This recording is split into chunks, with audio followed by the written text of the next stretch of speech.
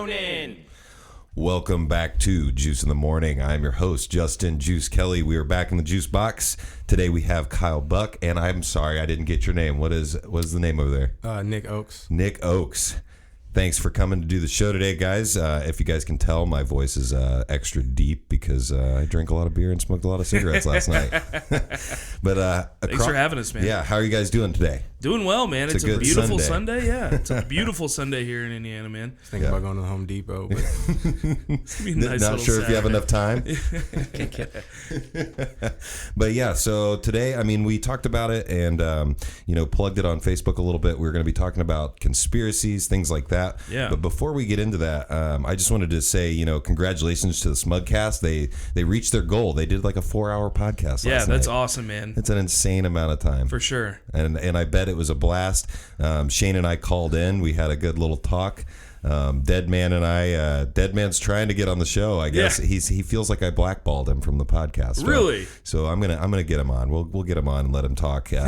He's got some very specific feelings about atheism and things like that. So I feel like it'd be pretty interesting. For sure, absolutely. Because I believe I believe there's a higher power. So I like to think of the Earth, when they have simulation theory. That's something that I'm a very big proponent of. The thing that I have a problem with is whoever's controlling my simulation is not doing a very good job. I mean, they aren't making me enough money. They aren't. They need to go do some illegal shit and make my life better, right? Yeah, just get out of these noobs out here running these horrible simulations. Yeah, and it's one of those things. Like, I mean, we talked about it off the mic. Like, Kanye West supporting Donald Trump. Yeah. Is that who saw that coming? Well, first of all, and I think the idea of Kanye being predictable in any way, shape, or form is kind of a, one of those things you just have to be okay with nowadays. He's just one of these. He's a wild card,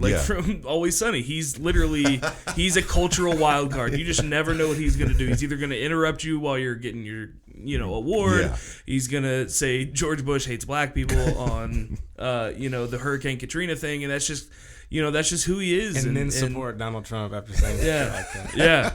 Well, see, but did you see today? He kind of switched back. He said that Emma Gonzalez of the I didn't see that. He posted on Twitter. He said Emma Gonzalez is my hero, right? Which is a very non-Donald Trump supporting thing to say.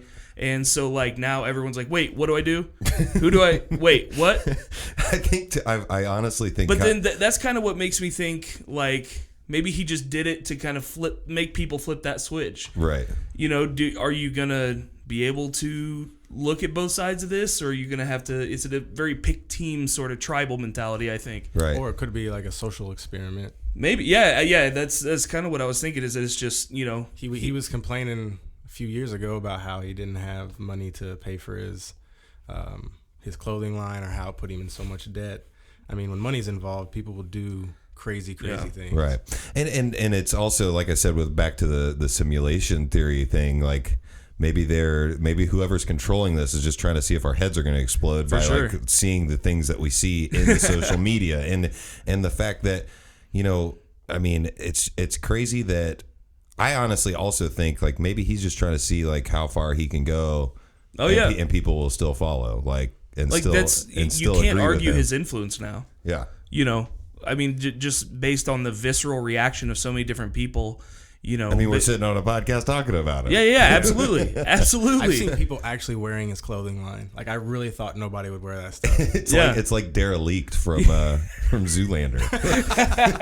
You can derelict my balls. Yeah. I feel like the Soviet Union is kind of making its way over here with this clothing line. It's all so plain and similar and dark and just all the same kind of government issued. Yeah, that's definitely. I mean, and that's I think that we've talked about the simulation theory, but also the fact that the ancient aliens that we talked about, one of the coolest TV shows ever.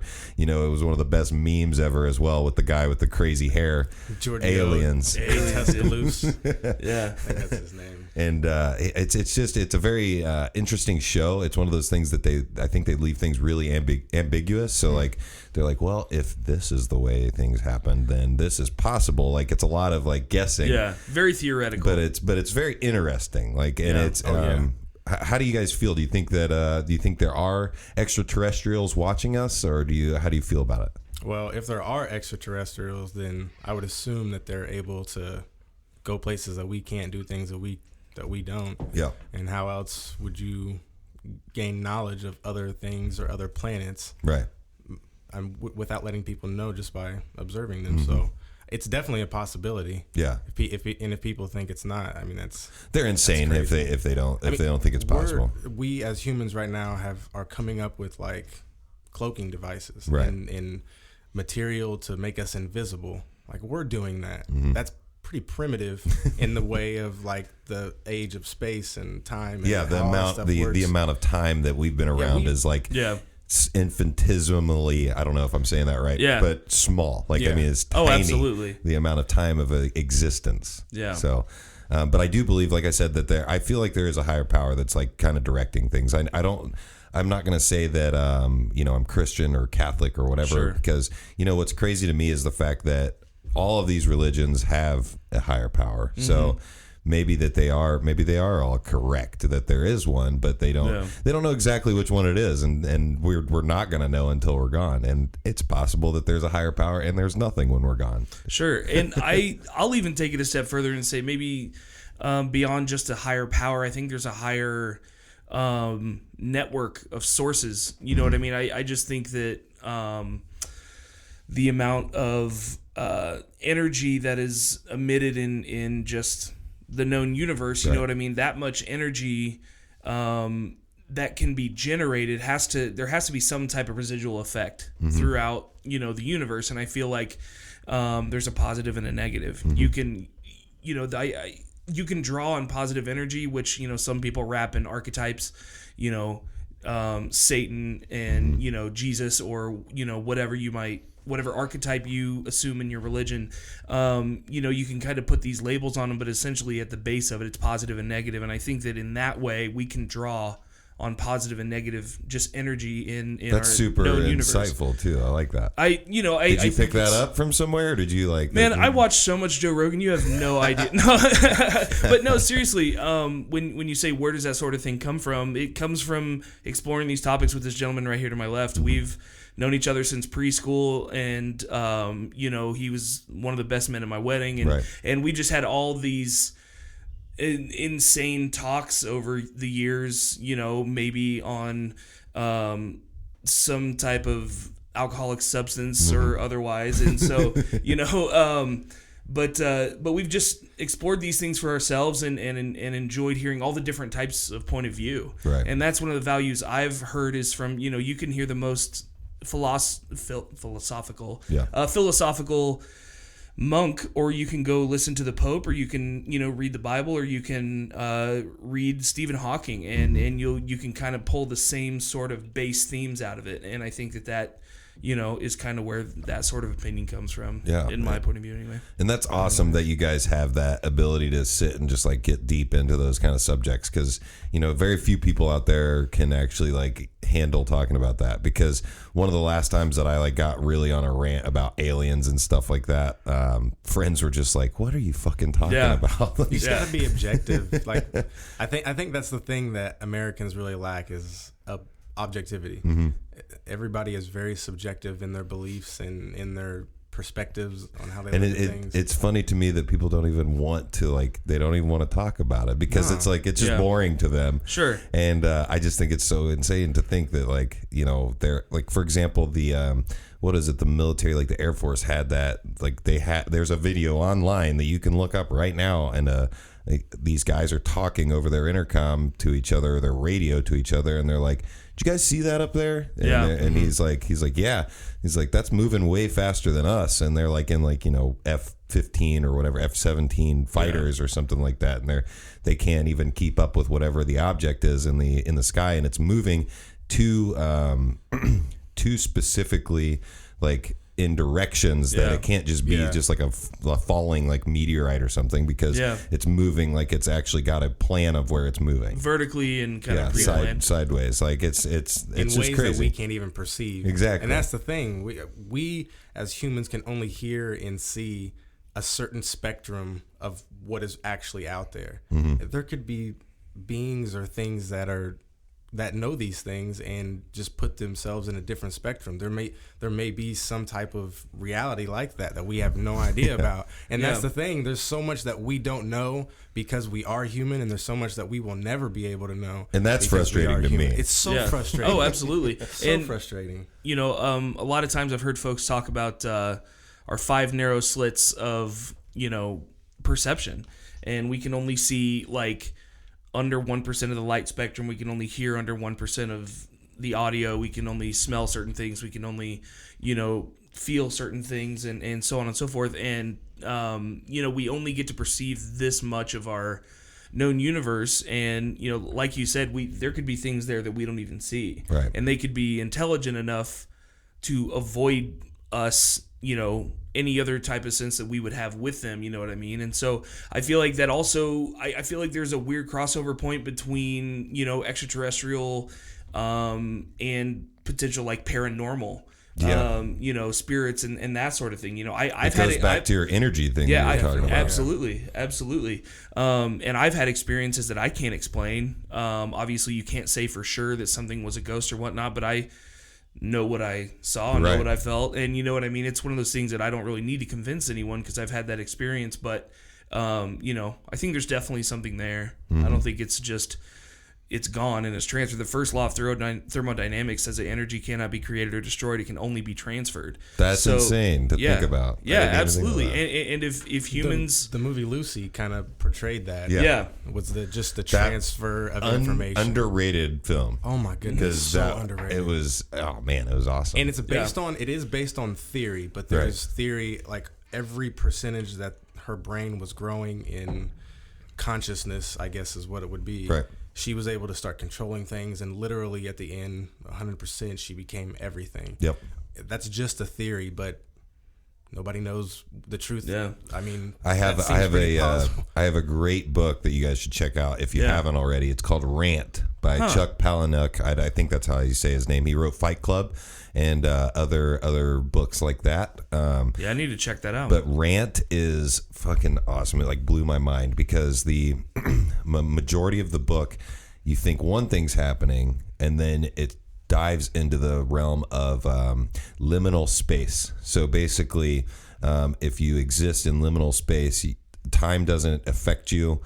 You literally can move forward and backwards in time, and the way you get there is you kill. You're describing an experience that I had. you kill your whoever created you, basically. But to get to the liminal space, I don't want to ruin the book, so I'm not going to like go too far. But sounds amazing. But basically, you get yourself as close to death as possible, and in that moment of where everything's slowing down and you're kind of seeing your life flash before your eyes, that's where you're there. But then you have to like, oh man, it's crazy. Like I'm getting way far into it, but you get there, and then you can move backwards in time and you can move forward in time. But basically, it breaks it down that like all of the people that are the super rich and the super like well off people in our world have been the people that have reached this liminal space, and they are utilizing like all of that to basically become untouchable because they can't be killed. Because they exist they exist outside of time. Yeah. And sounds a little similar to what but the book is good. So I suggest reading the book because it'll go through the whole thing, and it's awesome. What was the movie we were just talking about? Interstellar. Yep. Like right at the very end when he was in the black hole and he was going down certain sections and he was saying the same exact thing. Mm-hmm. And I mean, it's not the same thing, but it seems kind of similar that they may have took. Yeah, it's still existing out of the normal space time, at least what we perceive. And it's crazy to think. I mean, obviously, you know, it doesn't exist, but I mean, when you read science fiction from like, the 1800s, stuff that didn't exist, they were writing about. One of my favorite books is John Carter from Mars, and they're talking about how the Martians communicate, and they say that they're bouncing signals off of moons and back down to each other to communicate, like with like radios, basically, but like cell phones. Yeah. Like that's what that guy was writing about in the 1800s. Like, hey, I think that you could definitely bounce a signal off of a moon and it come back down on the other side of the planet. And it's like, the stuff that we're writing and seeing in movies, like, what if that's just the next like step, like that we're actually preparing ourselves for that. I actually believe that's like those types of people who have great minds. They get ideas out there that really stick with people. I mean, Spielberg has movies that changes people's perceptions. I mean, look at what Star Wars and Star Trek and even Marvel and all those have done for some people. It just it's really nice to see people that have the same ideas and have money to actually portray those ideas. It makes you feel good that something good is going to happen out of it. Well, I mean, just look at Elon Musk. Like, I mean, that guy may be broke in 50 years because, or not 50 years, because I don't think he's that. I think he's older than that. But basically, what I'm getting at is the fact that he is going after like his dreams and his thoughts, and not really worrying about the fact that it might bankrupt him eventually, like building rockets. And Nikola Tesla had the idea for a wireless network, and while he was alive, like he had actual sketches of devices that kind of looked similar to what a cell phone. Maybe it was a little brick with some knobs on it. And wasn't there a conspiracy that like he was killed by like somebody that? Oh yeah. Well, Edison stole his idea. Demonized him in the science world. Right. Yeah. His reputation was destroyed. He died with a pigeon as a lover, and so he was kind of an eccentric human, but a brilliant human nonetheless. There was definitely a lot of signs that pointed to his takeover of the massive power, the elite of the day, the Rockefellers and the folks that wanted to make the money. He was trying to give energy to everyone for free, and they're like, we can't have that. I think that's what Musk is going to have to worry about. Yeah. I mean, because I'm pretty sure he got approval for his gigawatt factories. Right. And I think he said, was it 100,000 or 1,000 that he had to build? I'm not sure. I don't know. He said if he had a certain amount of gigawatt factories that everybody would have free energy. Yeah, and somebody just posted on the Facebook Live, Tesla's work would have meant free energy for everyone, and that's why it was squashed. Yeah, that's exactly. That's from Colleen Kelly. Thank you, Colleen. That was absolutely. He actually had the idea for the light bulb as well, right. And he wanted to make that free, and Edison was like, "Are you nuts?" Edison was also with J.P. Morgan. He was funded through J.P. Morgan. Of course. So, JP's like, we can make tons of money off of this. Absolutely. He took what he could harness from Nikola Tesla, and he would have these shows where he electrocuted elephants. Oh, yeah. Which is just I listened insane. to that on How Stuff Works podcast. Yeah, it's just insane. They would electrocute these animals to prove how powerful the electricity was, and how many homes we could give electricity to. And Edison would sabotage his he would sabotage Tesla's like demonstrations purposely, just to make him look like he's a quack. That's crazy. Yeah. I mean, it's crazy. Like, and it goes back to what we were talking about with the on a smaller scale of this, like, because we were talking about stuff we don't know. So on a smaller scale, I mean, there's stuff in our existence of like our world politically and things like that we don't know. So it's what I wanted to get to at that point is, it is frustrating, and I've also thought. Wouldn't it be awesome if we could live like multiple lives so that I could actually do all of the stuff that I wanted to do? So like, for example, like, I love doing the podcast. I love my job, but like this is, 1/8 of like the careers that I would have loved to have pursued or like started young and like gotten good at. But it's crazy to think that like, I wish that we could live that. And if you could live a different life, what would you have chosen to change or do differently? if you could live multiple lives. To be able to take the knowledge from each life to life. There you go. That's, I think that's the main thing. Yeah. Is you want to be, because think of how long it's taken you to get the knowledge that you have now. Right. And I'm like, God, if it was just 5 years ago, this would have made a huge difference. Yeah. Yeah. So, and that's kind of what reincarnation is, at its base, except, in reincarnation, you would start fresh. You wouldn't have any memories, no prior knowledge. But I think you hit the nail on the head. I would, if that was the situation where there was, a new life to be lived and you could live it with the knowledge of the prior one, I think just building that accumulation would be, that'd be insane. If you knew, for instance, that you had 5 lives and after 5 lives, it was whatever was the unknown, you could utilize, you would be motivated to try and accumulate as much as you could in each one of those, right? To move on. Some people wouldn't, I guess. Yeah. Do you think you'd waste? Like, I feel like I'd waste at least one of them. Like, I'm gonna do all the drugs and do all the crazy shit that. Well, and that also, it's insane to think about how different your experience would be based on where you were born into. Right. Like, that would be the X factor. Is am I born in the same hospital in the same town? Am I kind of reliving that cycle, or is it different every time? Your life's can be very different if you're born in the third world. Right. That's just the fact of it. So that's a pretty deep thing to think about, man. That's a brain teaser.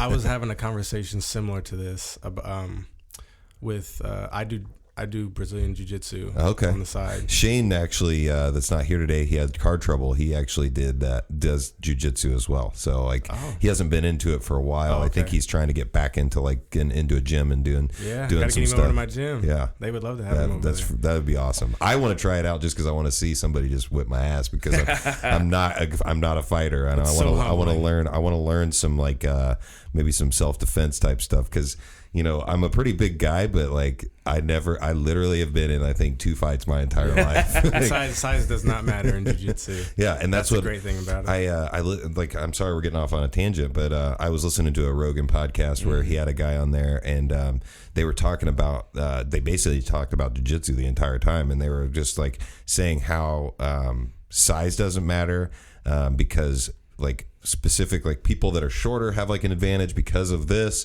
People that are taller and lankier have an advantage because of this. They were just talking about how you use every advantage that you have based off your body type, as opposed to just overpowering somebody or just beating somebody's ass, basically. Yeah, it's an equalizer, man. That's for sure. Yeah. It's the universe. There's a positive and a negative to everything. There's always a move that can be countered in jiu-jitsu. Nobody's ever found a move that works and you can't counter or block. Yeah, there's a counter to every move, and that's kind of how life is, right? Exactly. Yeah, absolutely. That's crazy to it's crazy to have those analogies that work for both things. I think that something that I want to do, also talk about, is the fact that we're doing this right now. It's crazy to think that the entire world's moving along no matter what. So it doesn't really matter if you're here or if you're there. But I also think about that energy thing. And I started to believe this just a little bit in the past year. I've thought of this as with the podcast, the positive momentum going forward. If I stopped, it would stop immediately. It's almost like when you're working out, you're in good shape, but as soon as you stop, it's gone. It takes you forever to get to in shape, but then as soon as you stop, it's gone. I think energy is the same way, because if I was to just take today off because I was hungover this morning, that it would have probably thrown you off. It probably would have thrown you guys off. And then that hurts that relationship. And it's just crazy how energy, it is always moving forward if you keep it moving forward, and if you don't, absolutely, it just stops immediately. And the amazing thing about experiencing life on Earth as a human being is that you can control that energy. Yeah. We have, the choice to do what, is going to create a positive energy. We have the choice to do what's going to create negative energy. And, that just kind of, good energy breeds good and bad breeds bad. That's. Do you guys believe in destiny at all? It's destined to predestined? Happen? Yeah. No, I don't. In a way, I don't think there's Sorry to interrupt you, by the way. I was just no. That's a very valid question. I was just thinking that. I don't think there's a tablet with your name on it that says you start here, you'll end here, right. and there'll be stuff in between. I think there's possibility, which in a form is destiny, because you can have a possibility to be great, you can have a possibility to be terrible, or you can just have a possibility to be neutral. Right. There's millions of possibilities out there, so I would say that that's the closest thing to destiny that I would believe in. Yeah, and I also like I agree with that too, and I also at on a different like kind of agreement is what you were talking about. You're born into, like, say you're born into a family that is wealthy. You're like, to me that's kind of like destiny, because you have way more opportunity, because you have all this like behind you. And being born into something that is like poverty, it's going to be a lot harder to get to where that place is, that the person that like, it's almost like the person you're playing a video game and the person started out with all their lives and all their equipment, and the other person started with nothing, and they got to figure out how to get all of that stuff. And you're setting up the rest of your lineage basically based off the work that you do, which is crazy to think too. That's that transfer of energy. Don't get me started on bloodlines and information. and I've thought, like, I've honestly thought that bloodlines are like something that is actually that's a thing that like certain ones may have a better advantage from the very beginning because of however the genetics are. Have you heard of epigenetic memory? No, I have not. Epigenetic memory is simply that the DNA genetic code passed through a bloodline could still harvest some memories of trauma. I've heard of that. Maybe not specifically what specifically happened, but there would be like a higher chance of anxiety in people that have been highly traumatized in their children and whatnot. The transfer of PTSD.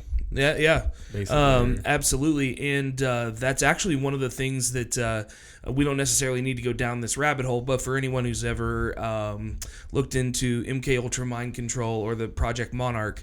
I love the MK Ultra. Yeah, that's one of the theories behind it is that these bloodlines were created and through the process of trauma throughout those bloodlines, they're able to maintain control of these bloodlines.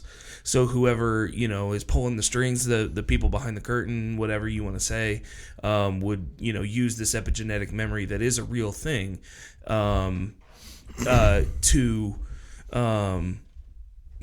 control these people, making it farther down the bloodline. The more trauma there is in the bloodline, the easier these people are to break and control at a young age, meaning that they can create more monarchs and more representatives and not just I didn't mean political representatives, but it can be anyone who you would need to do a specific task, whether it be a huge entertainer, and this is completely theoretical, it's crazy, look into it for yourself.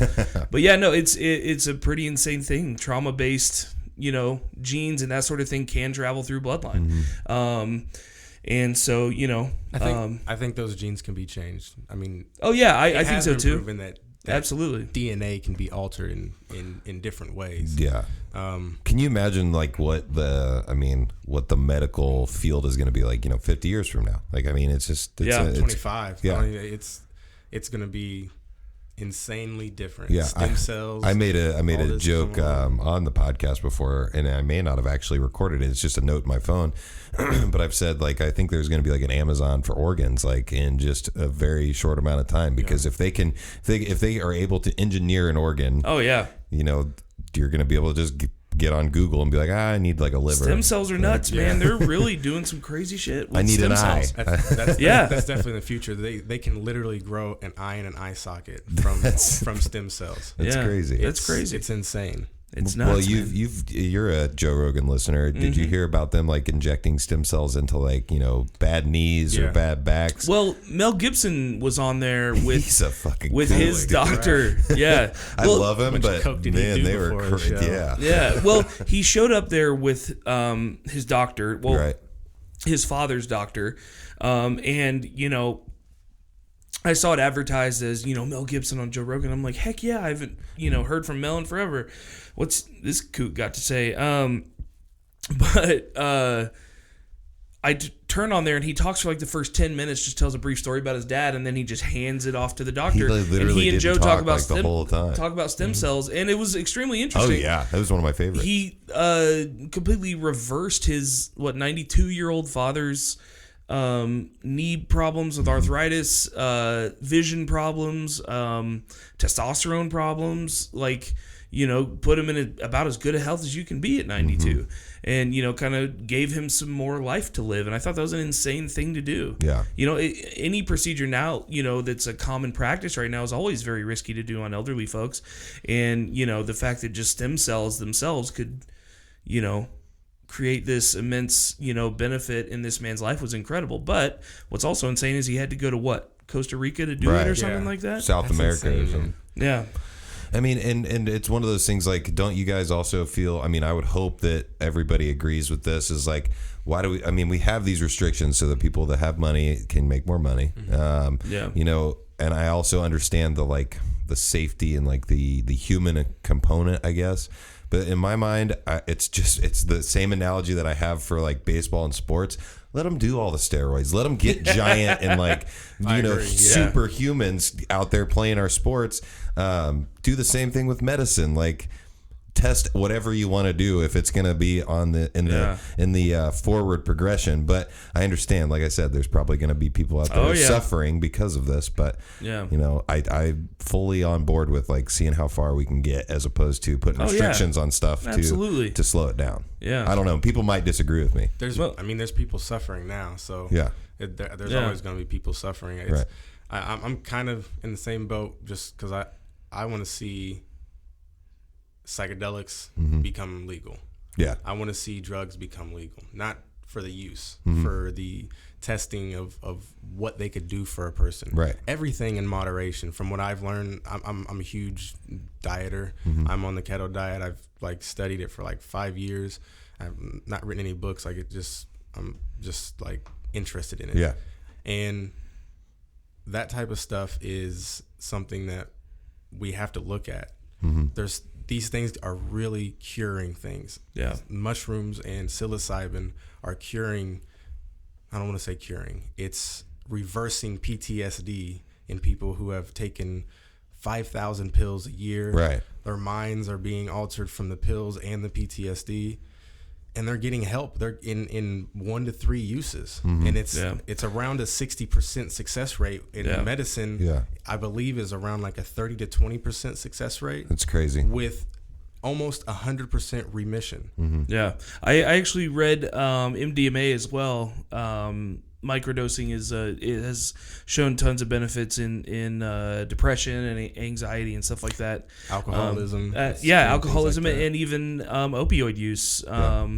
Iboga is being used a lot for. Have you guys heard of the ayahuasca? Like the people going down there and doing those. I plan on taking a trip in my lifetime. I don't think I can handle it, man. I don't think I could. It's as being a human being, I feel like that's what we're here for. Yeah, that's where we're here to experience.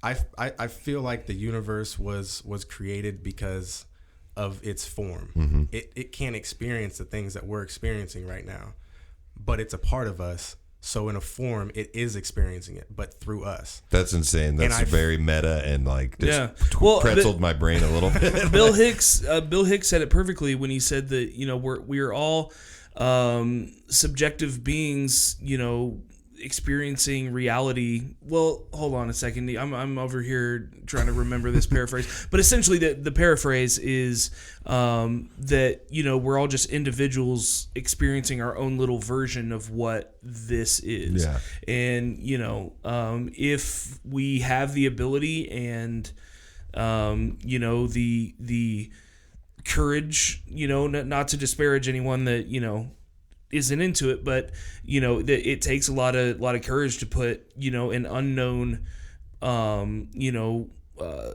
plant into yourself that could give you an experience that you don't know. There's a lot of fear. There's a lot of unknown. Oh, very much a lot of fear for me. Yeah. And naturally, you know what I mean? But to be able to allow yourself to make yourself vulnerable to whatever, you know, is thrown at you is, you know, pretty insane. And I think that it's humbling. It's very humbling. It's definitely one of those things that I've had to. I don't know. I guess the way I'm trying to describe it is just that, it's one of those things that needs to be done so you can just have a different perspective, I guess. Go party and laugh and, you can have that, but those things are meant to be here for medicinal purposes. Yeah, to get our consciousness where it needs to be. Yeah. Somebody just asked where's Shane on the Facebook Live. Shane had car trouble. He wasn't able to make it today. He will be back next week, I'm assuming. Sorry, just had to get that in there. Really quick though, what do you like? Because you talked about you had experiences. I want to tell you guys real quick mine, and then I want to ask you about like stuff you've experienced in your life, like with paranormal or whatever. Sure. Or maybe even like an alien type thing. But for me, I've had sleep paralysis, which when you look it up, there's scientific reasoning for everything. But at the same time, it's really freaky. Yeah. And I heard a voice one time, and I was like, I've scoured the internet, and I've not found anybody that heard voices. They've seen a figure, they've felt like they're being pinned down on the bed, but I've not seen anybody that's said I actually heard somebody talking to me. And I'll tell you guys really quick my story of the first time it happened. I woke up, but you're not really awake because you can't move. I felt like I was stuck, and I felt like I literally I tried to yell, I couldn't yell, and then so I started to think I was I'm talking with my mind, so I'm like, am I dead? And then I will shit you not, a voice it was like a really loud noise in my ears, and then all of a sudden there was I knew there was a presence, and then I was like I'm dead. And then I thought, are you, I know this is literally what I said to this, whatever I thought it was. I said, are you God or the devil? And the thing literally said, we are one and the same. And I was like, holy shit, I'm freaking out. And I'm trying to move. I'm like, just move your arm or something like that. And I can't move. And then I hear the, and then the sound is gone. And the presence I feel is gone, and then I can move, and I get up, and I was terrified. Wow, you need to write a script. I send that to Paramount. I had no idea what was happening, and it freaked me out, and I didn't really look it up. I didn't feel I was just that was really fucked up. I was and then it happened again, and I was laying on the couch in my apartment in college, and I was laying on my side facing the wall away from the TV, and once again I heard the noise, and I'm like, oh, it's fucking happening again. I'm freaking out, getting scared, and I look up, and there's writing on my wall, but it's the light from the TV is making but I can't read it. It's just weird, I don't know what writing it is, and I'm just sitting there, and I'm freaking out, and but I'm more calm because I know this has happened before. It's gonna end, and so same thing, and then it's just gone. And I wake up and I look at my TV, and my TV's playing whatever Office rerun that I was watching or something like that, and it just does this sound similar to you? It was just crazy as fuck. A little bit, but it's just one of those things that there is scientific explanations. I've read it that you're in your dream state or whatever. So there's chemicals in your body making you kind of hallucinate. DMT. Yeah, while you're in between sleep and awake. So your mind is awake, but your body can't move. Yeah, so absolutely. Do you want to hear something that's really gonna blow your mind now? Yeah. I experienced that same exact thing that you're talking about, but on psychedelics. Really? I think it's a reality or a dimension. Mm-hmm.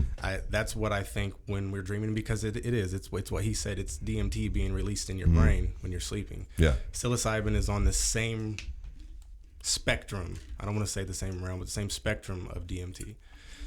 So And when you were explaining it, like my heart started to race because I have experienced that, and it was like I was repicturing it, and mine was the same way. I was in this. You were explaining the floating in darkness and going whichever way. I was at that point. Yeah. Nothing around me, and I just shot off, and this voice came, but then it was a holographic Egyptian being that was above me, and that writing that you're talking about scrolled up like the Star Wars. That's crazy. She started chanting what I'm assuming was whatever that was writing. written. I have no idea what the writing was, but I started to chant it with her, like she was controlling me. Or I'm getting goosebumps. Like, dude, yeah. That's exactly what I was getting when you were explaining that. Yeah. So, in my opinion, I think that is just a dimension that we go to, and when you do that and you experience it, like you said, you were more comfortable. Like that's what it's. That's to tie it all together. When you first asked, what are those here for? What are we here for? Like that's what we're here for, is to experience those things and become one with that. The greatest thing in the universe is to be a universe. Right. Why else would we be here? Yeah. That's awesome. And it's interesting what you heard in your voice, because I think that's completely true. From a philosophical standpoint, when you say, "Are you God or are you the devil?" We are one and the same. In a scenario where, God or the source energy or however you want to refer to that archetype, if that is the source of all being or energy or life in the universe, then the devil has to be an extension of that. And I think that why it's still, I will always wonder why that's the first place my mind went when I was I was dead. Because it was just what something we're you'd never conditioned. experienced before. Yeah. I mean, but we're as little kids, that's what our grandparents, because back then in like the 40s and 50s, that was huge. Religion is what carried the United States. And so, I mean, we were just coming out of that to believe that, we don't really need that it's kind of controlling, and on to that conspiracy another time. But that's what we were conditioned to learn as a kid, and that's always going to be in our subconscious. So, and that's the earliest thing that we learned, and that's what our brain is going to revert to first, and then it's going to that's not true. Let's step up the ladder a little bit. Yeah. And like I said, like it's crazy because the sleep paralysis thing has never gone away. Like, I mean, it still happens on a fairly regular basis to me. I mean, I haven't had it happen, I think, it's over a year since the last time, but I'm completely comfortable with it now. Like I literally, when it happened, the very last time it happened, there was no like sound or voice or anything like that. But I just I popped out, and like I knew I couldn't move, and I was like, it was just like Kill Bill, just wiggle your big toes. Just wiggle your toes, and then you can start to like work your way out of it. Yeah. They also call that because I listen to like tones at night. Binaural beats. Yeah. But it's to get you to that, they call it the astral plane. Yeah. But it's called astral projection, I think is what it is. I had Sarah Hawking on the podcast. She's a I want to say I don't want to say psychic because I don't know if that's I don't know. Stephen Hawking? No. But I don't want to say psychic because I don't know if that's what she calls herself. But she's basically clairvoyant. Yeah, she has ability, and she's over in Australia. But she called into the show and she talked about because what is it? I texted her one time and was like, I'm seeing the color purple a lot. And she was like, well, purple's associated with royalty. And then she was like talking about, she broke it down because literally it's weird to think like you start to observe stuff and you see it and it's like, it's very, very consistent. I know that there's also a scientific background for that too. Yeah, that happens to me all the time. But like, my little sister has it as well, where she'll see numbers a lot, like the same numbers, and I think that's very interesting. I always give her a hard time because I think she's just bullshitting or whatever, but I think that she might be seeing something that actually like has a momentum or an energy that we've talked about. To kind of come back full circle, that's one of the signs of simulation theory. Is a lot of people say that I'm gonna blow your mind here in a minute. that they say, you know, I see the same numbers all the time, or I see the same animals all the time, or I see the same, you know, I notice this logo or this symbol all over the place. I always notice it if it's around. Right. And you know, some people said that that's a sign of simulation theory. So I've always been infatuated with space and Orion's belt. I never knew what it was called, but every time as a kid I looked up there, I could always spot it. I've always been that way. By the time I was 20, my wife now, I told her we were having a boy. She's like, all right. And I said, we're going to name him Orion. And she's like, okay, whatever. And sure enough, we had a boy. We named it Orion. Yeah. He was born on 2/13/13 at 12:23. Jeez. So, I mean, like the Holy Trinity, man. Yeah. It's how stuff ties together. Is this simulation theory? I mean, it's definitely a possibility because the examples are there. I mean, it's actually it's been proven that the mathematics work out, informatics, and that it works out. So much they asked man, what's his name? He is the astrophysicist that's like real popular. Neil deGrasse Tyson? Yeah. They asked him about simulation theory, and it kind of blew my mind. He just like, I'm going to butcher it, but basically he said, you know, Mario doesn't know he's being controlled. Mario thinks he's real. Yeah. Mario doesn't know that you're controlling him, making him jump and stuff like that. Yeah. He's like, you know, if you think of that and you extrapolate that out, you know, that could be somebody controlling us. He's like, sure. It's very possible. Like, I love his take on the world, how he's not going to shoot something down just because maybe he doesn't specifically believe it, but he's like, I see that there's a possibility for that. And, you know, the theme of being controlled by an outside source, for a lot of people, that's God. You know, for a lot of people, it's comforting. Or your gut bacteria. It's actually a real possibility that we have no control over us. Right. It's the bacteria in our gut sending the signals to our brain. I've heard that. That's controlling us. That's crazy to think too. Yeah, I mean, and that's the craziest thing is if you don't have the perception, that's not a possibility. Yeah. If you have the perception, it's a possibility. Sure. So what even is real at that point? Like, you know, I mean, that's still fucking crazy. It's insane. But yeah, no, that's a really, you know, it's what I love so much about, you know, conspiracies, whether they be, you know, political, whether they be based around terrorist events, or whether they be based around whatever.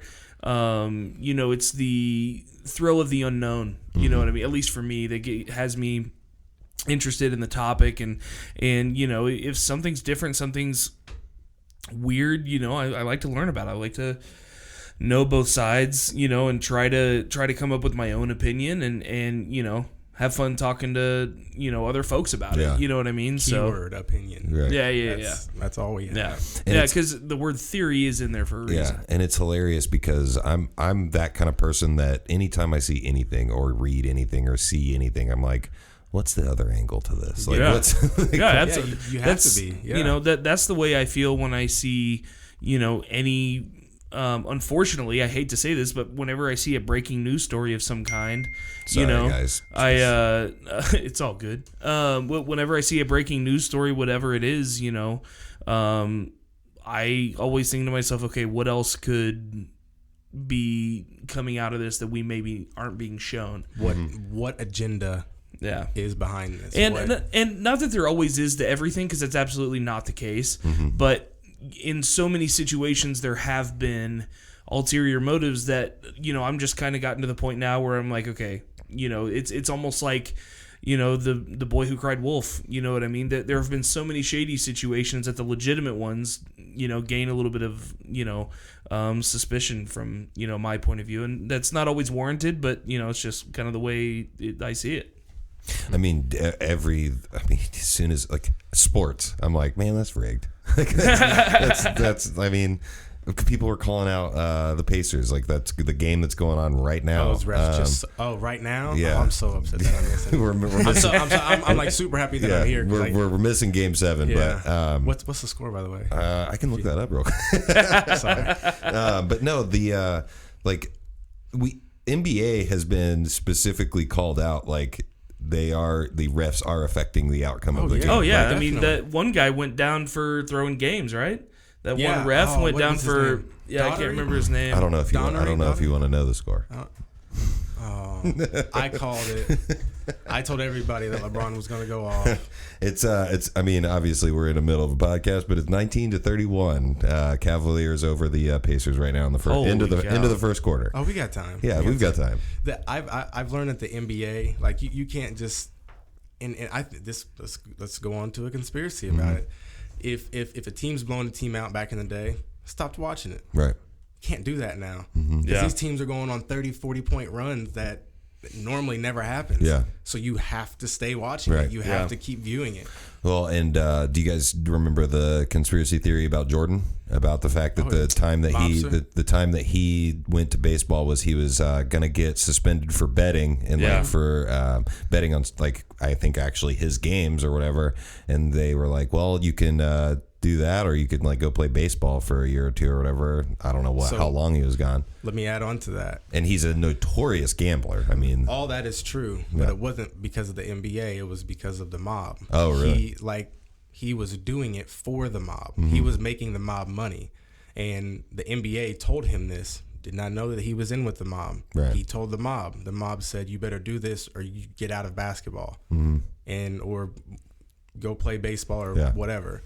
That's one of the theories that it was the mob that killed his dad. Number one. Somebody just posted that on the Facebook Live. Thanks. They killed his dad because of his debt. Yeah, that's crazy. And then it rolled over into his baseball playing career. Goodness gracious! Because you can fix baseball games, which was murder in and of itself. Yeah, well, yeah, but even though he played in the minor leagues, it's Michael Jordan. Right. Yeah. People are going to go watch it. Yeah, they're going to go watch. It's like Tebow right now, like playing in the minor league or whatever. Like he's going to be in the majors soon. It's probably making tons of money for whoever has him on the field. Yeah. Oh yeah, and he's going to be in the majors soon. Yeah. He even if he can't hit, he's just a beast on the field. And that's really interesting in and of itself. The way that I've also got another conspiracy theory about Major League Baseball this year. I feel like Giancarlo Stanton was probably a result of the Jeter becoming the GM of the Marlins, and then all of a sudden their best player goes to the Yankees. Yeah, come on, but he's a huge Yankee fan. Yeah, get out of here with the Yankee shit. North side all day. Yeah, no, the Mets, you know, if you're buying a baseball ticket in New York, you're probably going to see the Yankees. You know, with that lineup and Aaron Judge and Giancarlo Stanton, just plus all the young players they got there, they're scary for the next few years. And you know, a lot of people are going to see their tickets and you know, go see their shows, buying tickets and games. I'm just over here in entertainment mode.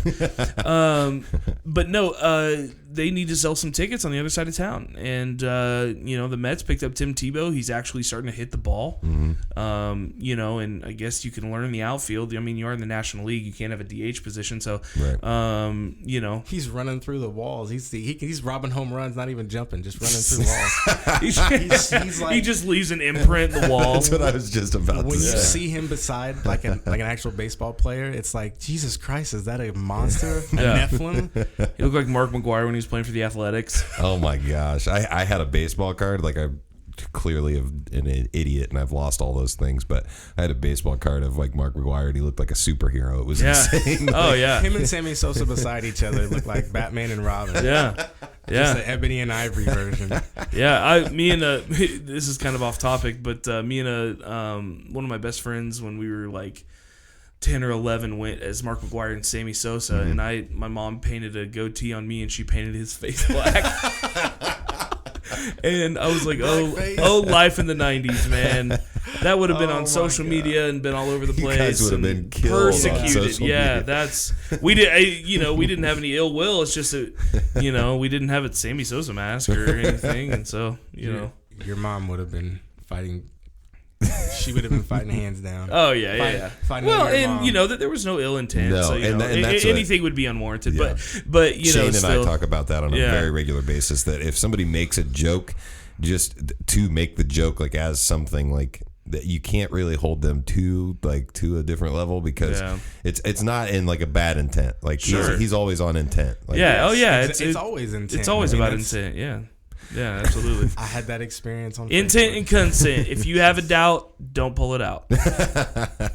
Did you also hear there's a conspiracy theory about the McGregor thing where they said that a lot of those guys were potentially going to get busted for steroids. So the guys that were like medically cleared, like they couldn't fight, they were saying that potentially they were going to get a test positive, and like so okay. I have not heard about this. So the big theory is, like, the overarching theory is somehow McGregor got shares of UFC, like basically like him and Dana White worked out something like, you're going to get this amount of shares, but I need you to come down here and do this because these guys are going to test positive for steroids. I need you to come down and do this. It's going to make us all a ton of money eventually because people are going to want to see you come back. Conor Khabib in Russia, man. Yep. Yeah. And then and that's what, like, they say that this was like almost like a professional wrestling stunt. Come down, do this. That gets these guys out so they don't get in trouble, and it doesn't taint our name of the UFC.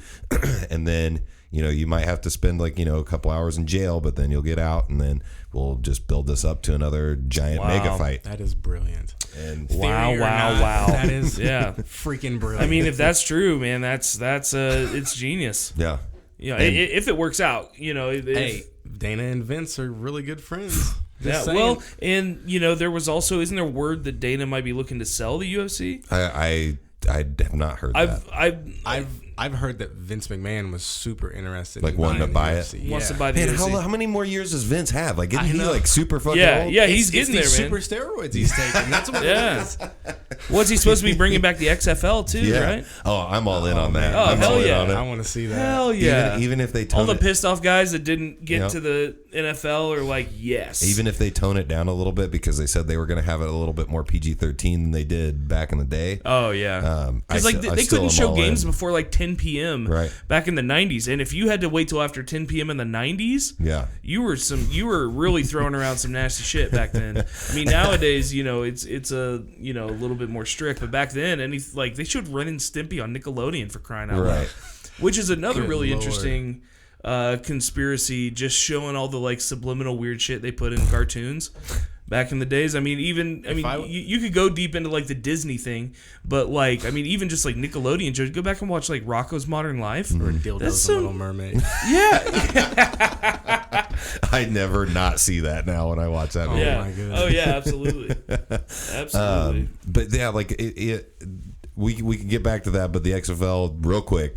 If I am going to be so pissed because they're saying they're not going to have the fight for the football for like the first like possession or whatever. Oh. Man, like that that's doesn't like make it the XFL though. That was the best thing. I think that's safer than kickoff. Oh, it is. I honestly don't think football is going to be around much longer because of all the head injury and like people killing people. I think there's too much money in it that there's no way it's going to go anywhere. See, I heard I heard different. I don't know if this is true, but I heard that they're hurting to pay these players what they should be paid, and that's what's going to hurt them. Is these players know what they have to go through? I mean, what's the average lifespan in playing in the NFL? Is like 4, 5, 6 years. It can't be that much. It's very. I mean, these players aren't making enough money to go through that kind of thing, and now players are getting smarter. They're not letting them smoke weed, which has shown to help head injuries. Right. There's just a lot of factors that I think are going to play, not just money itself, and eventually it's gonna be a dying sport, unfortunately. And there are a lot of players who said that they don't want their kids to play football. Yeah. Aaron Foster is really. He was on the Joe Rogan podcast talking about that. He said, I made millions of dollars playing football. I'll never tell my son to play football. Yeah. He needs to go be a neuroscientist or a lawyer or some kind of doctor, because that's what Arian was going to study. He was he was going to study that. And I mean, it's crazy to think though. Like, I mean, the NFL is still I want to say they are they label themselves as a non-profit or not non-profit. What is it that they like? They're tax exempt, basically. Yeah. And well, it's if I remember correctly, it's some sort of distinction like, oh goodness gracious, sorry, I thought I had it on my tongue. But it's just crazy that I feel like there is like a situation where they don't pay that many taxes. Oh yeah, if absolutely. Yeah, absolutely. I mean, that's kind of the name of the game. And it's insane that they do have that. I mean, that much money. Like, I mean, it's to buy a team. Like, just imagine that. Like, it's crazy that people can do that now. They used to be millions, and now, what was it? Was it the Clippers that sold for like 3-point-some million or billion? I have no idea. It was like $2-point-some billion, or it was for sale for that. It always makes it makes me wonder. So if you did have like unlimited resources, what would you do? Because they always ask that question, and that's how you're supposed to figure out what you would do for a profession. I mean, so your life goes good, mm-hmm. you would have to disperse that out to other people. Yeah. If you have an unlimited amount of money, people are going to find out. People are going to know. Yep. And if you want to enjoy some type of life, even if you have unlimited amounts, why not just give it to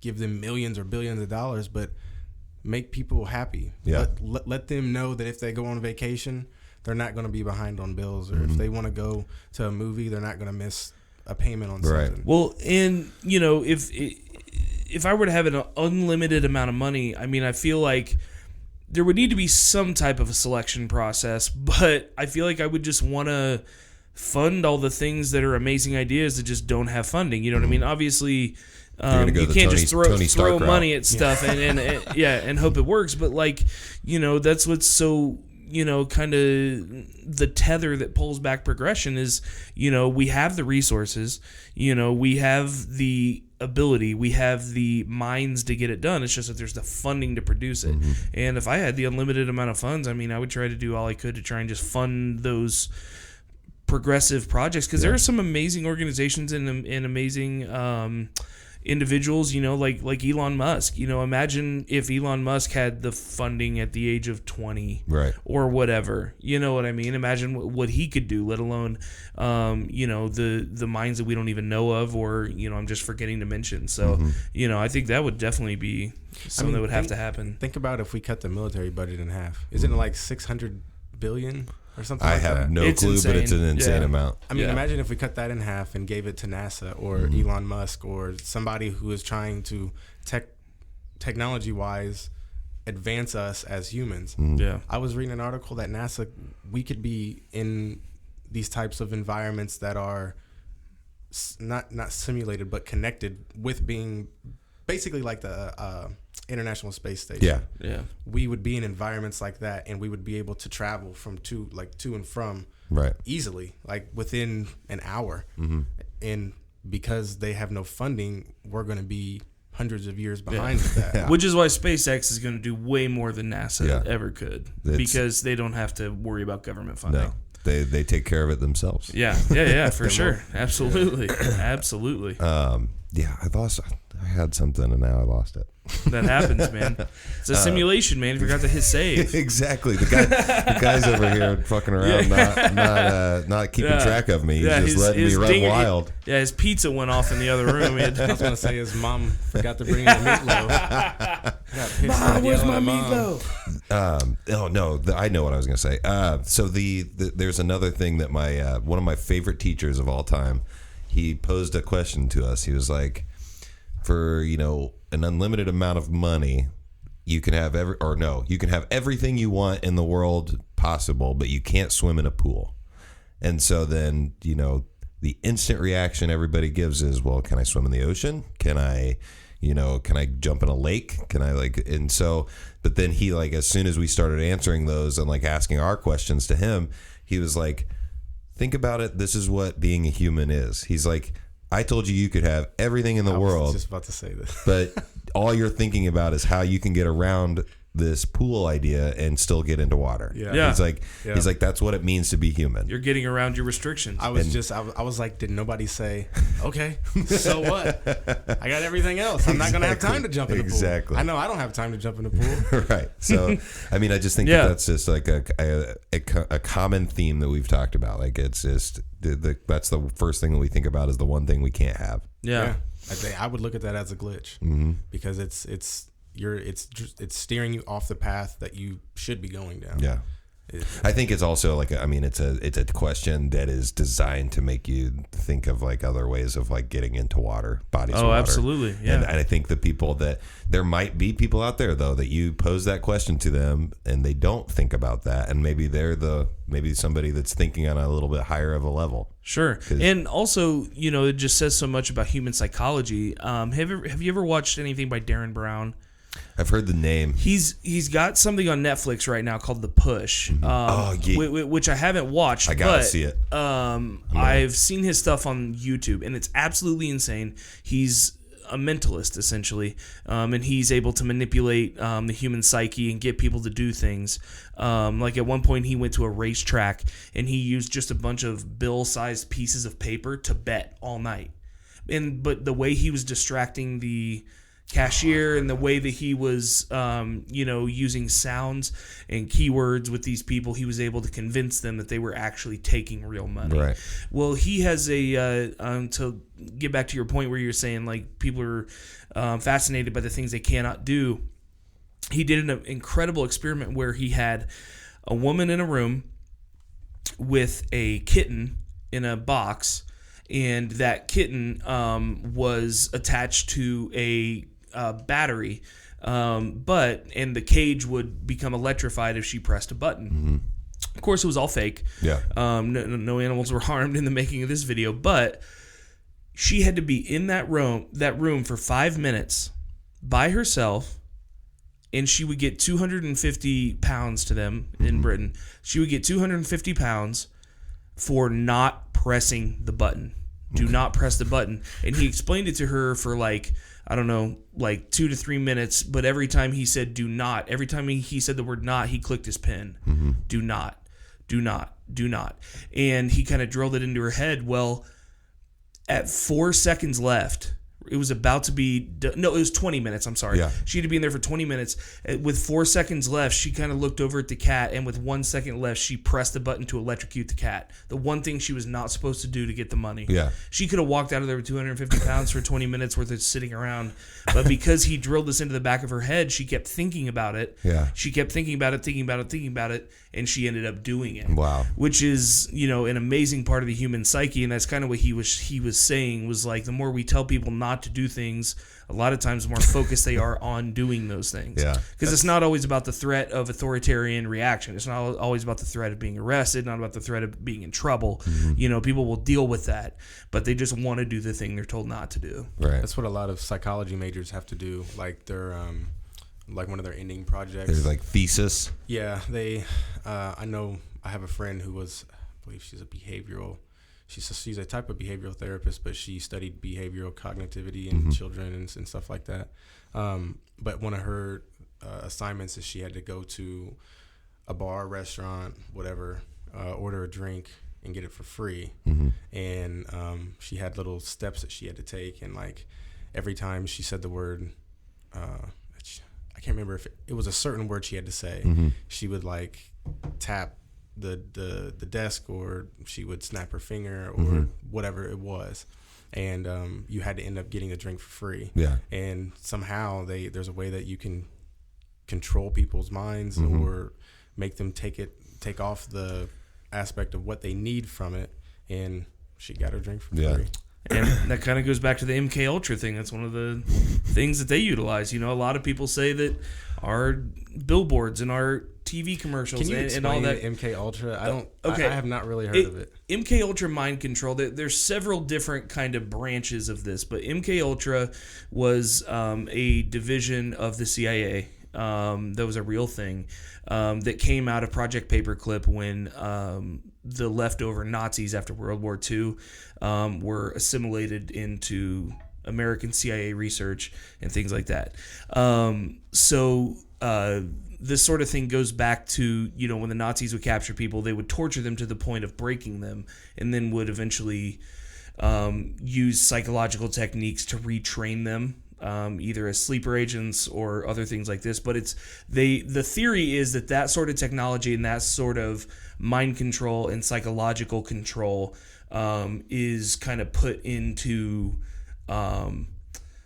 kind of been put into public life. That, for, whether it be like a Manchurian Candidate sort of situation, or whether you have, there are some theories about some celebrities that could be monarchs, economic hitmen. I've well, that sort of thing. Social engineers. Like assassins, lone gunmen could be, used. This is, the theory.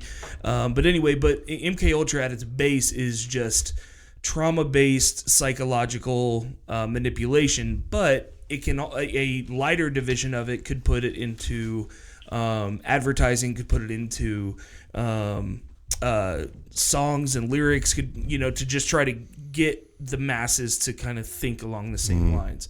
So that's the theory behind MK Ultra and Project Monarch, and that's actually like something that exists, right? Like, and Project Monarch is a very real thing. Yeah. And so is MK Ultra. These things actually existed.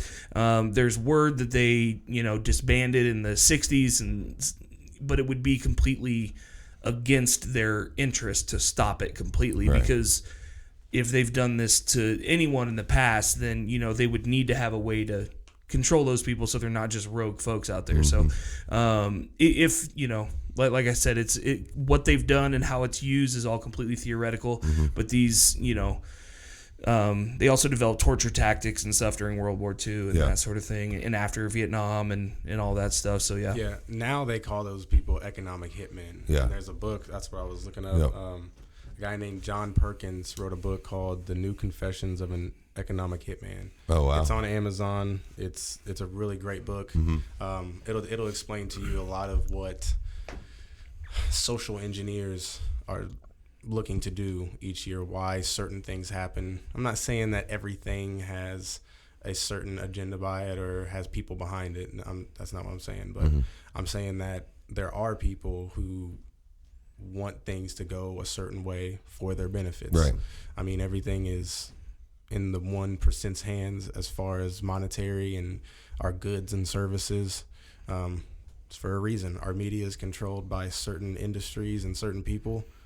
That's all for a reason. Yeah, it's not. And they have an agenda as well. Yeah. I mean, I'm going to be completely honest. If I had the opportunity or the power or a place of power, I'm probably going to do the same thing. I'm probably going to do what benefits me. I know that's shitty, it's but capitalism, that's man. the human nature. Just the way it's probably going to go. Think about if we didn't have any money at all. Let's go back to our tribal times. Right. What was the essence of power? That would be the control of a tribe. Yep. Because you can go and overtake other tribes and you can take their stuff so that you don't fear that you're not going to have food for the rest of your tribe, who you've promised that you would give them perfect lives and be able to live without fear. Like, that's just human nature. We're animals. That's what we are. I've said that before on the podcast when we were talking about the shootings and stuff like that. Is like, maybe we need to embrace a little bit more of the animal side because of the fact that we're trying to get rid of that so much. But some of these people, I feel like there are people out there that don't need to exist. So just like, why don't we just end it? Like, I mean, Darwinism works. You know what I mean? Like, that's a thing. If it regulates nature, we are a part of nature. You know what I mean? But at the same time, that's kind of a ethical conflict there. Yeah. At what point do you draw that line? And that's, certainly the biggest question to be asked. But, I think we're in a weird place. We, especially when it comes to, the frequent shootings, I think we have a fascination with prevention when I don't know that that's possible. I think that would be ideal. Obviously, if you could prevent it, then that would be perfect. And, if there's anything we've ever learned from history, it's that, just giving people a fear of not doing it or a threat of not doing it doesn't necessarily always work. I think that we could, do whatever we could to try and protect ourselves in the event that it happens, but I don't think that prevention is ever going to be possible. Well, and then also, I mean, back to the media being controlled and stuff like that. I mean, the guy plays a huge role. The guy not getting really any love that stopped the shooter at the Waffle House. Yeah, like that's getting almost no coverage in the news or anything like that. And the guy was so, he was so perfect. He was like, I wasn't trying to save anybody. I was trying to make sure I survived. And he was like, I don't want you guys to call me a hero. Like, I saw my opportunity to live, and I took it. Yeah, absolutely. And that goes down to the simplest form of life also. That's what a cell... Self-preservation. That's what they do. That's what a virus, when it gets in your body, that's what it's trying to do. That's what bacteria, good and bad, that's what it's trying to do. That's all correlated with being a human, essentially. But I feel like that's with the media. Like, why is that not getting a lot of, like, that guy should be getting all the love? Like, he should be getting, you are a hero, but even though he wasn't trying to be a hero. Yeah. He prevented something from being a lot worse of a massacre than what it was. I mean, I think 4 people were killed, but it's, I thought it was fake. Someone like said, "Oh my God, a crazy white guy went and killed some people in a Waffle House."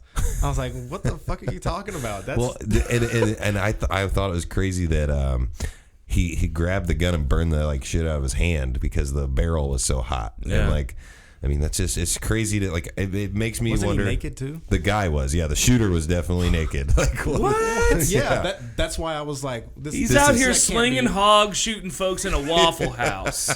What the hell? But he got all the press. I did not hear that. We're talking about the stuff that he did, like what happened to him. Yeah. But like you said, the guy that saved everybody or himself, he's not getting any kind of love. I think that's a key. I think that's a key to this whole scenario, and it's something that I don't think is talked about enough. I've heard some people mention it, but I think that the fact that we focus on the shooter, looking at what could have caused it, what could have gone wrong, what could have coulda, you can do that all day. What could have done this, or what could we have done? Even in the case of the latest one that happened in Florida, the Parkland shooting. Yeah. The police had every opportunity to go in there. You know what I mean? So if you want to look at what you could have done, then that would be a great place to start. But at the same time, I don't think that these people deserve as much attention that they're getting. But that's what I mean? They're getting attention, and that's why. And I think that's why they're doing it. What does our society pay money for? Yeah, absolutely. And clicks. And this is actually a great transition.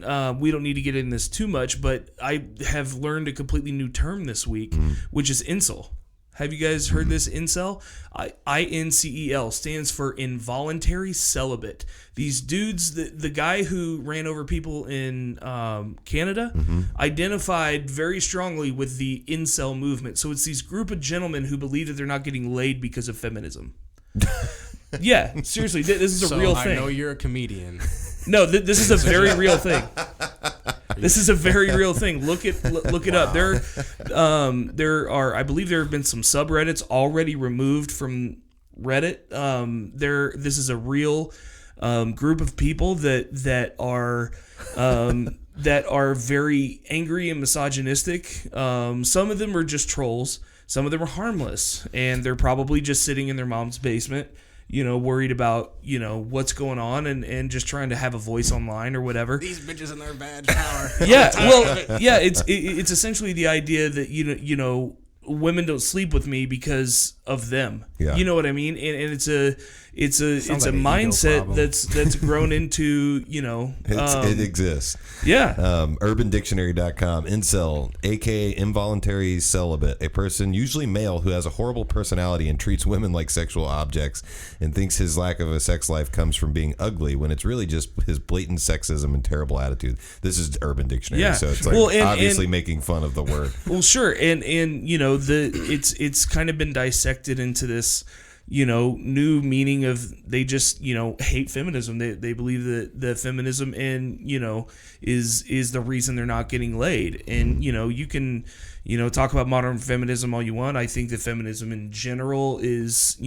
I don't think anyone should ever be anti-lady by any means, but to blame that for the reason that you aren't getting laid or you aren't attractive to other people, and then they go out, and the reason I bring this up is the gentleman in Montreal actually said that was one of the reasons why he did what he did, and he calls the men and women that can get laid, they call them Chads and Stacys. I saw that too. Yeah.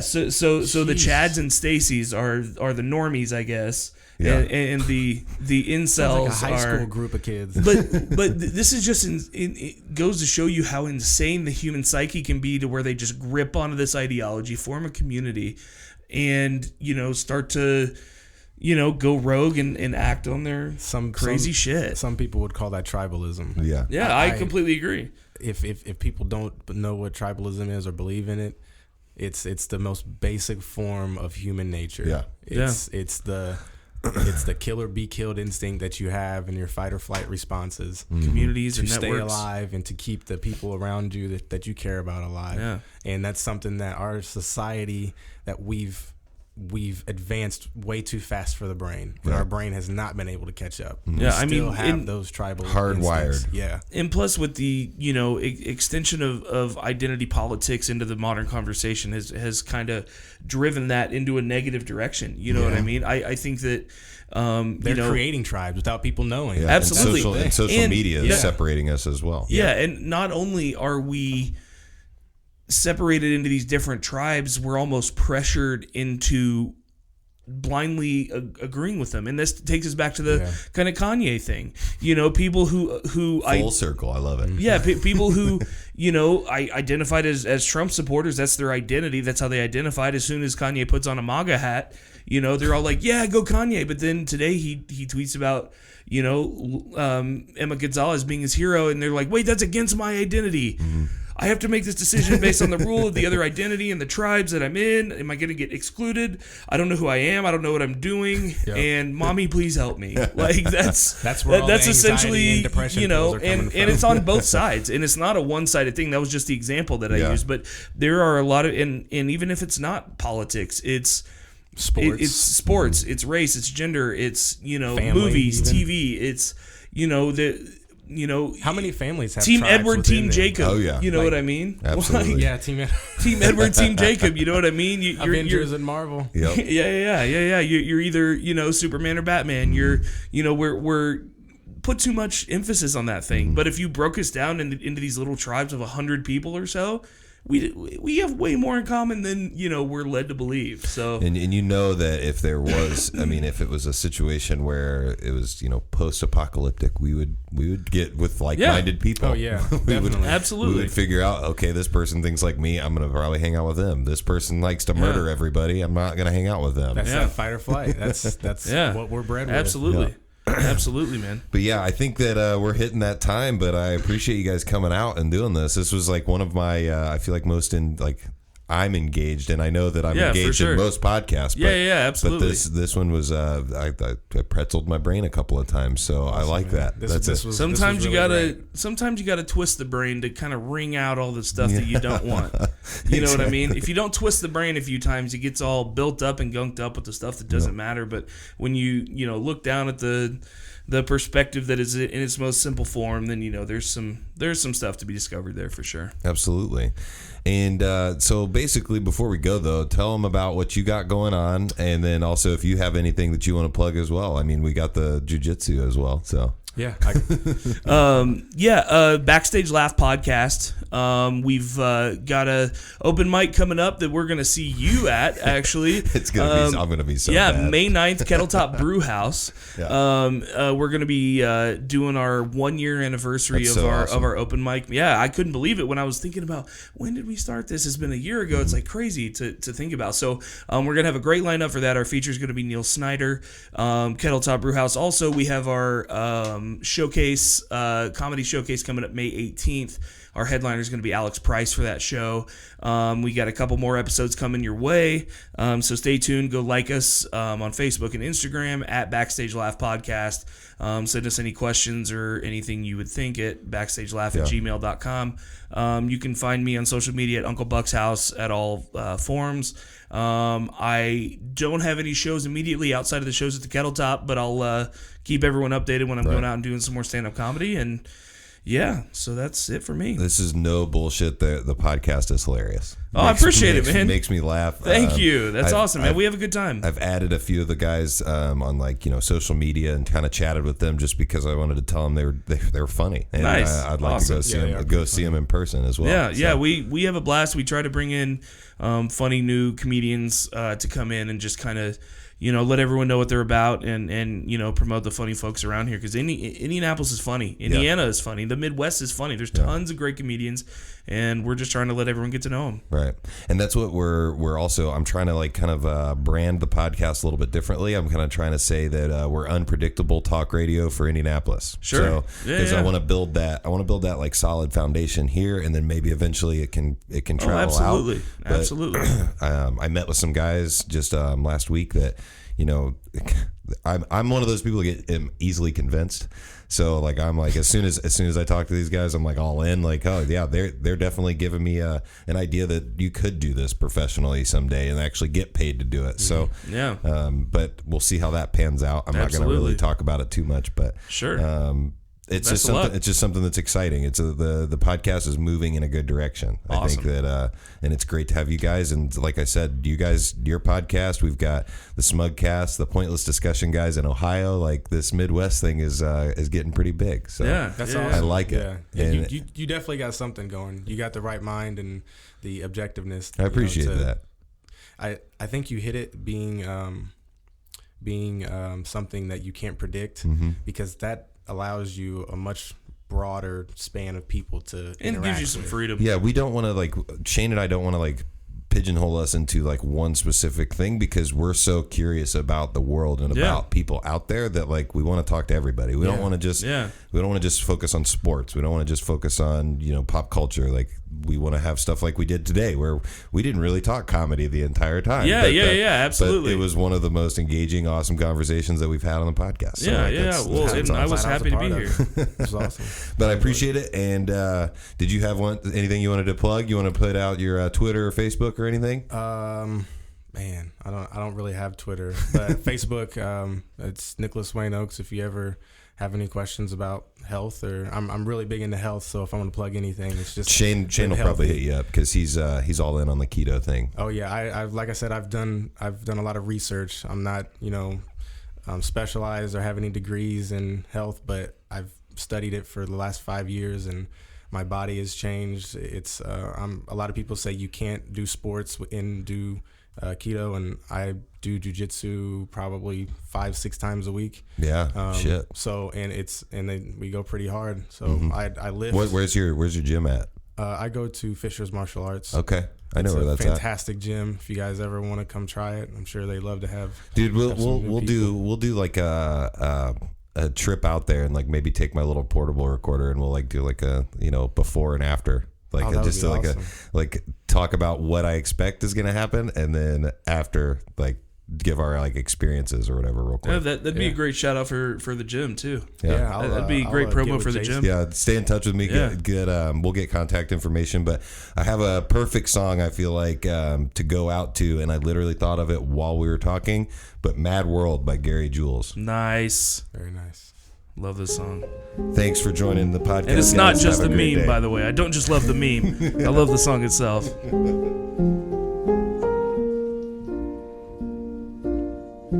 All around me are familiar faces, worn out places, worn out faces, bright and early for their daily races, going nowhere, going nowhere. Their tears are filling up their glasses, no expression, no expression. Hide my head, I wanna drown my sorrow.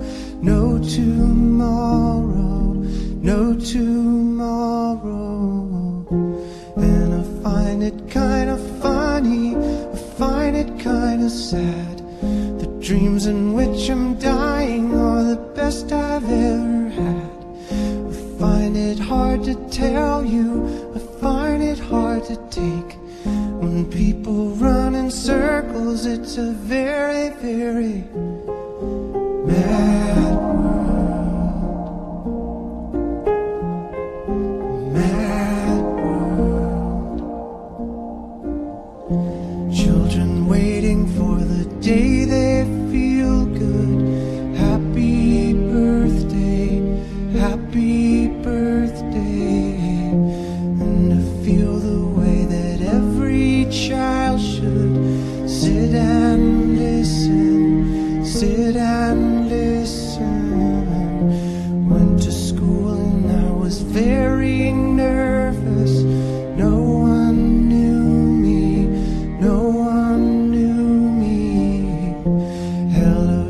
teacher, tell me what's my lesson. Look right through me, look right through me. And I find it kind of funny, I find it kind of sad. The dreams in which I'm dying are the best I've ever had. I find it hard to tell you, I find it hard to take. When people run in circles, it's a very, very mad world. Mad world. Enlarging